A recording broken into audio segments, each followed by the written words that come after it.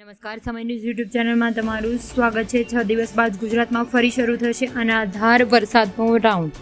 હવામાન વિભાગે short to medium રેન્જમાં માઇગલ્સમાં દક્ષિણ ગુજરાતમાં વરસાદના ધમાકેદાર રાઉન્ડની યથાવત કરી છે। ત્યારે સુરત, વલસાડ, વાપી, ડાંગ અને દક્ષિણ ગુજરાતમાં મોટાભાગના વિસ્તારોમાં 17 જુલાઈ સુધીમાં વરસાદ ઘટવાની સંભાવના નહીવત છે। ત્યારે 13 જુલાઈથી રાજ્યમાં જોરદાર વધ્યું છે અને 9 જુલાઈમાં દક્ષિણ ગુજરાતમાં સારો વરસાદ થઈ શકે તેમ છે। આ ઉપરાંત દક્ષિણ સૌરાષ્ટ્ર અને પશ્ચિમ સૌરાષ્ટ્રમાં ધોમધોકાર વરસાદ થશે તેવી શક્યતાઓ। 9થી 10 જુલાઈમાં મધ્ય ગુજરાતમાં વરસાદ થવાના સારા સમાચાર છે। 11 જુલાઈમાં દક્ષિણ ગુજરાત ઉપરાંત મધ્ય ગુજરાત અને સૌરાષ્ટ્રના કેટલાક વિસ્તારોમાં વરસાદની શક્યતાઓ, જો કે દક્ષિણ ગુજરાત સિવાય વરસાદ છૂટાછવાયો રહી શકે છે।